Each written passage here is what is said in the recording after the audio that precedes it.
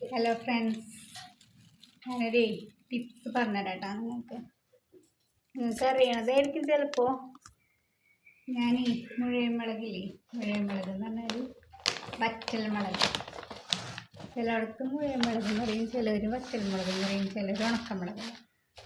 ഞാൻ പറയുക വറ്റൽ മുളക് എന്നിട്ടാ, മുഴുവൻ മുളകെന്ന് ഞാൻ പറയാറുണ്ട്. അപ്പം അത് ഞാൻ വെയിലത്ത് വെച്ചൊന്ന് ചൂടാക്കി. ഇതിപ്പോൾ ഒരു മാസമായിട്ട് വാങ്ങിച്ചിട്ട് ഇതുവരെ കേടായിട്ടില്ല. ഞാനിങ്ങനെ വയ്ക്കാൻ കഴിയും, കേടാൻ പറ്റിക്ക്. ഇങ്ങനത്തെ കിറ്റില്ലേ, അമ്പേസ് കിറ്റ്, അതിൽ ഇതിങ്ങനെ അരക്കും.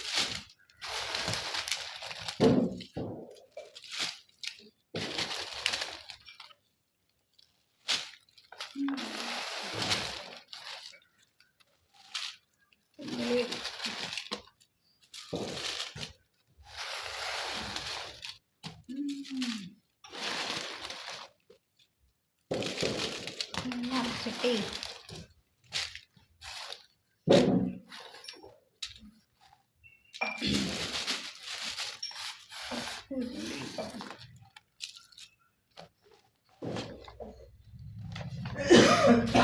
എന്താണെന്നറിയോ, ഈ കവറ് നമ്മൾ അരിയൊക്കെ വാങ്ങുമ്പോൾ കിട്ടണ, അല്ല അരിപ്പൊടി വാങ്ങുമ്പോൾ കിട്ടണ കവറില്ലേ, അത് ഞാൻ പൊളിച്ചതാട്ടോ. ഇത് ഉണക്കാൻ ഇടാൻ വേണ്ടിയിട്ട്. ഞാനതൊക്കെ കളയൂല. ഇങ്ങനത്തെ ഇതൊക്കെ പൊളിച്ചിട്ടാലേ ഇങ്ങനത്തെ കവറ് വാങ്ങിച്ചത്. വൈമാളി ഞാൻ പുട്ടുപൊടി വാങ്ങിച്ചതാണ്. എന്താ വൈമാളി പുട്ടുപൊടി വാങ്ങിച്ചിട്ട് കവർ ഞാൻ അങ്ങനെ പൊളിച്ചു. അപ്പം എന്തെങ്കിലും ഉണക്കാട്ടുണ്ടെങ്കിൽ കുറച്ച് സാധനങ്ങളൊക്കെ ഉണ്ടാവും, മുളകൊക്കെ അതിലിട്ട് അടിയിൽ എന്തെങ്കിലും ഇടണം കേട്ടോ.